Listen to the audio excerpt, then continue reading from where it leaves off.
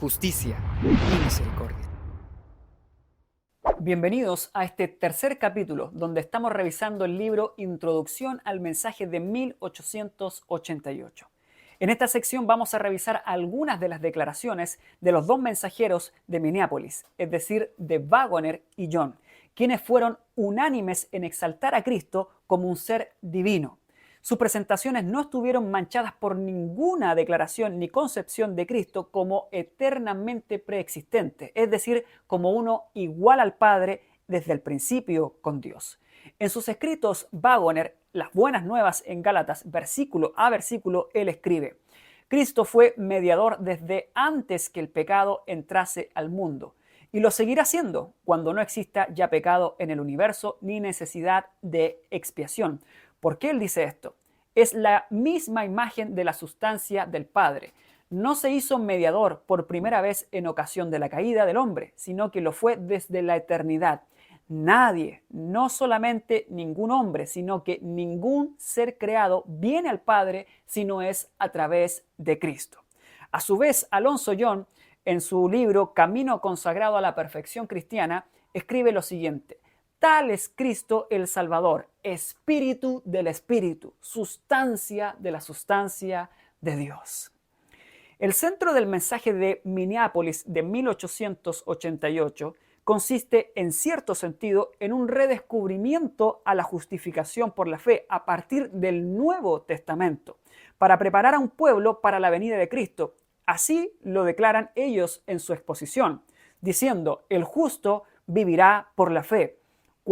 ¿Cuánto de la vida de un hombre debe ser justo? Todo, en todo momento, ya que el justo vivirá por la fe. Sin duda que es algo absolutamente razonable y entendible. La ley juzga al hombre por sus obras, y esta es tan inconmensurablemente elevada que ninguna obra humana puede alcanzar su altura. Debe haber, por lo tanto, un mediador a través del cual se pueda obtener la justificación. En Cristo se encuentra la perfección, la perfecta justicia de la ley, que es la perfecta obediencia a la ley de Dios. Y la gracia de otorgar también el don de la justicia mediante la fe, que es dar la obediencia perpetuamente. En Cristo se halla la perfecta obediencia y también la perfecta forma de entregarla perpetuamente. Una sola cosa es lo que un hombre necesita en este mundo, y eso es justificación. Nos sorprende que alguien haya podido suponer que la doctrina de la justificación por la fe lleve un menosprecio a la ley de Dios. La justificación lleva a la ley ante sí, establece la ley en el corazón. La justificación es la ley encarnada en Cristo, puesta en el hombre, de manera que es encarnada en el hombre también. Lo que ellos presentaron de ninguna manera es un eco de la presentación de la justificación por la fe del Concilio de Trento, donde se declaró que el hombre es justificado no solo por la gracia de Dios, sino que cooperando con él por medio del cumplimiento previo de los sacramentos romanos. Eso es interesante. Hay un cumplimiento previo, es decir, hay algo que hacer previamente para obtener la misericordia de Dios. Es decir, esto es una nueva forma de exaltación al hombre y distorsiona el carácter divino, tratándolo como a alguien que desea que le compren, como a alguien a quien hay que comprarle el amor y obtener su misericordia. Claramente esto no es así. Por el contrario, el mensaje de 1888 presenta la justificación por la fe como para preparar a un pueblo del cual Dios pueda decir sin ninguna censura, Apocalipsis 14:12, aquí están los que guardan los mandamientos de Dios.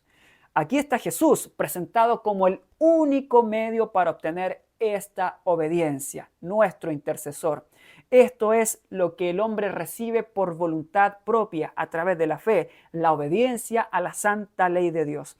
Es así como podemos entender una de las declaraciones de Waggoner, cuando él dijo que la justificación por la fe es una obra que es un cambio radical en el hombre, que es una frase acuñada en el Concilio de Trento, cuando él realmente se refería a que el pecador que cree en Dios es hecho obediente a la ley de Dios. Esto realmente es lo que sucede y claramente ese es un cambio radical en la vida del hombre. Y eso de ninguna forma es la posición católica, quien aplasta la ley y rechaza la ley de Dios. Por lo tanto, no requiere que la ley de Dios se cumpla de forma perfecta en el ser humano.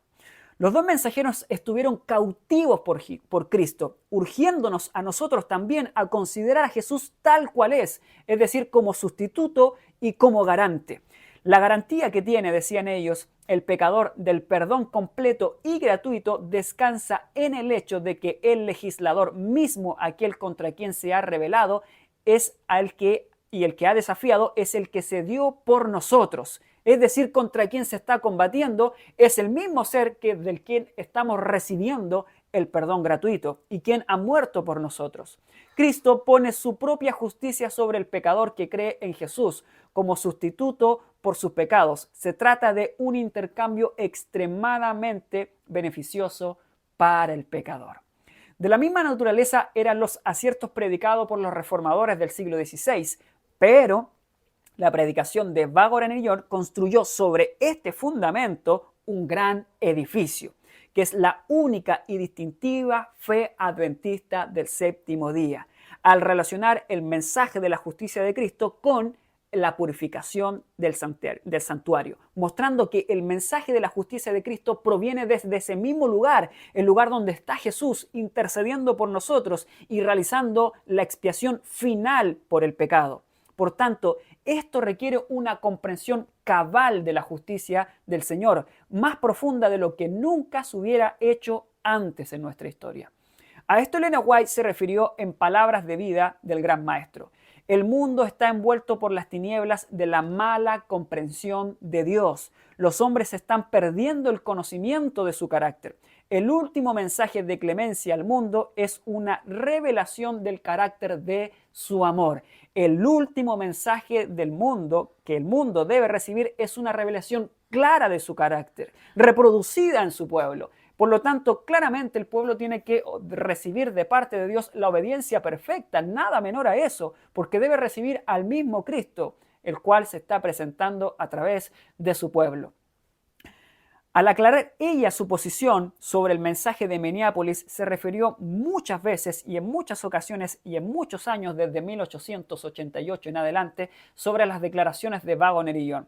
Por ejemplo, en 1892 ella dijo: Dios está obrando por medio de estos instrumentos, refiriéndose a estos hombres. El mensaje que Jones y Waggoner nos están dando es un mensaje que Dios da a la iglesia de la Odisea. En 1893, ella dice: la obra de Jones ha sido asistida por luz, libertad y derramamiento del Espíritu de Dios. Tremendo.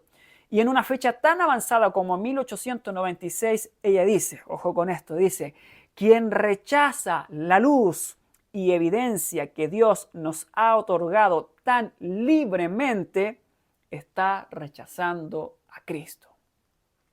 Elena White se mostró ampliamente a favor del mensaje dado en Minneapolis. Como mensajera de Dios y profeta del pueblo adventista, su aprobación para nosotros como iglesia debiera ser una motivación especial a investigar con fe estos asuntos y atesorarlos en nuestro corazón. Que Dios te bendiga y que nos siga conduciendo para revisar y para continuar revisando este maravilloso libro, Introducción al mensaje de 1888, escrito por el pastor Robert Wheeler.